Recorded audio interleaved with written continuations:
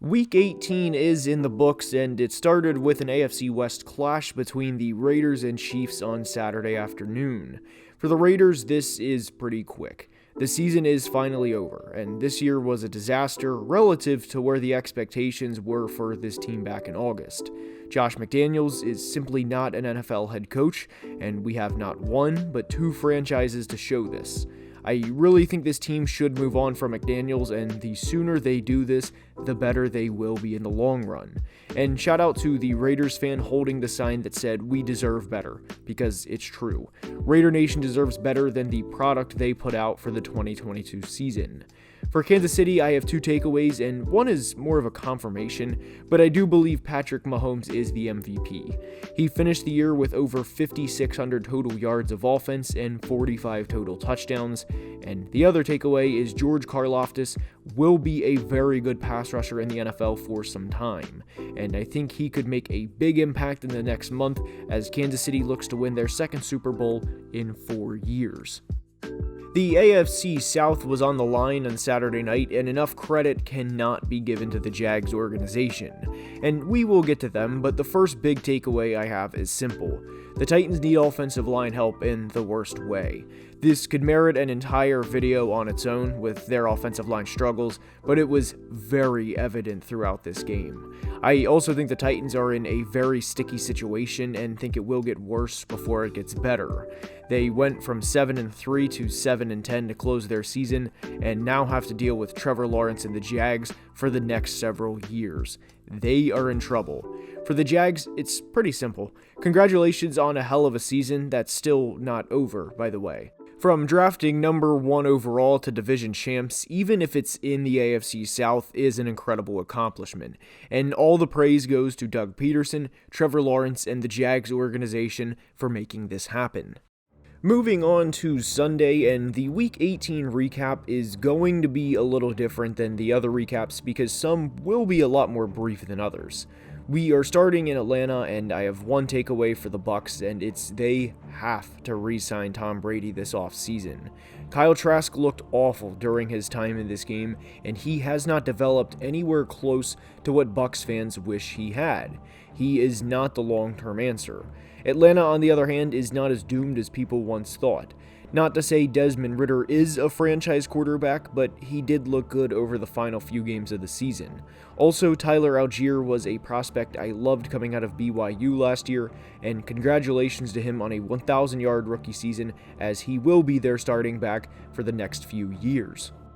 And staying in the NFC South, as this was a very painful game to watch, and I think both fan bases would agree, but it's Panthers-Saints time. For the time Sam Darnold flashes, there are games like this. And for anyone who didn't watch this game, Sam finished 5 of 15 for 43 yards, no touchdowns, and 2 interceptions. And I don't know what the Panthers are going to do moving forward. I think Ben McAdoo has to go, but the one positive I will say is I actually love their run game. As for New Orleans, this was a brutal year in a lot of ways, and I don't think it's going to get significantly better anytime soon. I am happy for Chris Olave as he got over 1,000 yards as a rookie, but I do not like the future of this team at all.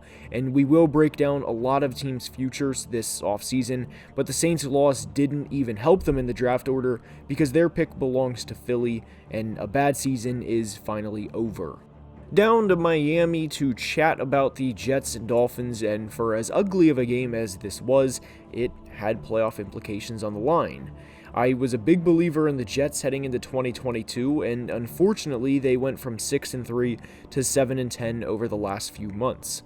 The Jets have a lot to look forward to and have legit players on both sides of the ball. Unfortunately, they looked like the same old Jets down the stretch, but they showed they belonged for most of 2022.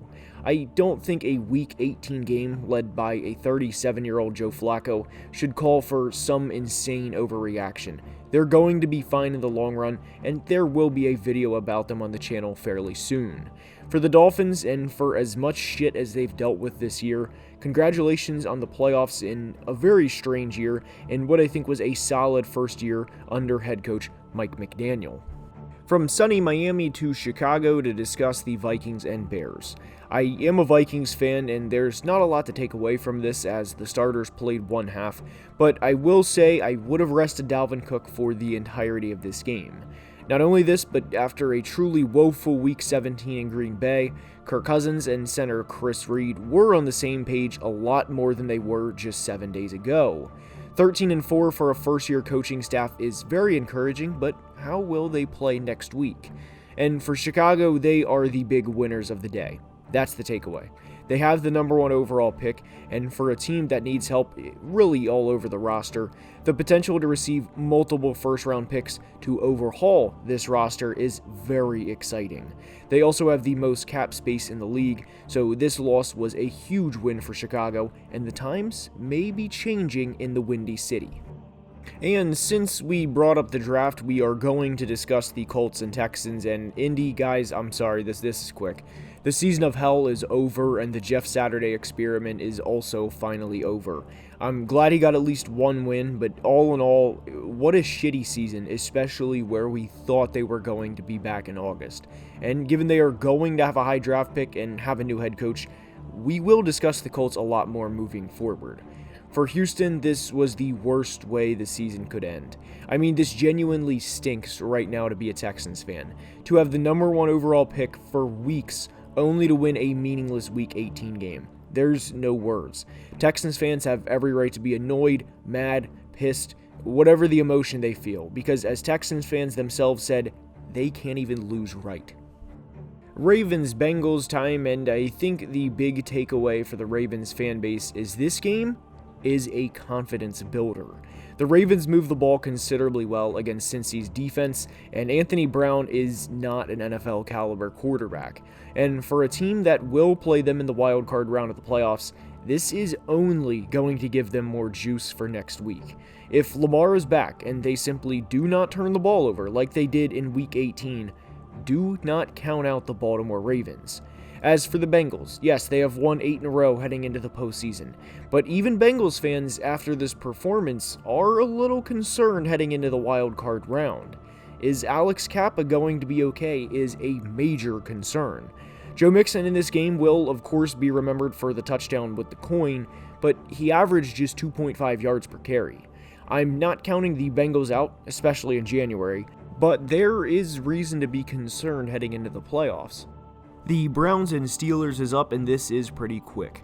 My big takeaway for the Browns is hope they can improve the offensive line in a big way this offseason. Sure, the refs didn't help Cleveland in Week 18, but Deshaun was sacked 7 times, which culminated in 57 yards of offense lost. You're not going to win many games like that. I did a video a few months ago about how they were in serious trouble and pointed to how bad the offensive line was, and this game magnified that in a big way. For Pittsburgh, I think the season was a success, considering the circumstances, and they need to get George Pickens the ball more in 2023. This was a good season with a rookie quarterback and losing TJ Watt for an extended amount of time and everything else, and I like their future quite a bit moving forward. Patriots-Bills is up, and obviously under the circumstances, I am very happy Buffalo won this game, and for New England, the takeaways are simple. Special teams was atrocious, and it showed, and this is a takeaway I've had for a while now, and the rest of the Patriots fan base has as well, but fire Matt Patricia. That's one of the biggest offseason priorities. Get him out. For Buffalo, what a great win after the week this organization, city, and fan base had. Not only was it a great win, but they knocked the Patriots out of the playoffs, who have now beat them once in the past 3 years. And the Mafia will be rocking next week against the Dolphins, and I can't wait for this game.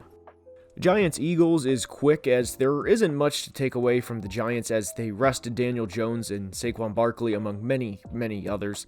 This is a huge credit to Brian Daboll for always maximizing what he gets out of his players, and I do think he should be in the Coach of the Year discussion. For Philly, the biggest takeaway is simple. They won, they didn't get anybody hurt, they got the number 1 seed, and Dallas looked atrocious. That's a bonus, the last one is. Jalen Hurts played before the playoffs, so I do think that is big to get some live reps before the postseason. Overall, a great day for the Eagles. Arizona San Francisco is quick, and for Arizona, the season is finally over. I do think Cliff is gone, maybe even by the time you are watching this video, but the season is finally over, and JJ Watt, 5 years from now, is a Hall of Famer, a legendary career for the former Wisconsin Badger. The 49ers are rolling heading into the postseason, and they scare me. Over the last 6 games, they've averaged 33.5 points per game, and they are an absolute unit and should be feared this postseason. Rams-Seahawks in the Pacific Northwest is up, and this was a sad way to end a bad season. The Rams wanted to end the Seahawks season and keep Jared Goff's alive heading into Sunday night, but unfortunately could not pull off the win. Their future is very, very interesting, and what will head coach Sean McVay do in the next couple of weeks? For Seattle, this was equivalent to a playoff game due to their season being on the line, and they have overachieved in every way imaginable, given they were supposed to be a 4 or 5 win team back in August. A huge congratulations to them on the success they had in 2022. The Broncos and Chargers are up, and my takeaway is the Broncos are not as screwed as we once thought. 24 and 31 points is what they put up in the past 2 weeks without Nathaniel Hackett. Yes, this looked like the worst situation in all of football at a point in time, but I don't think their future is as doomed as we once thought. Perhaps we see that in 2023.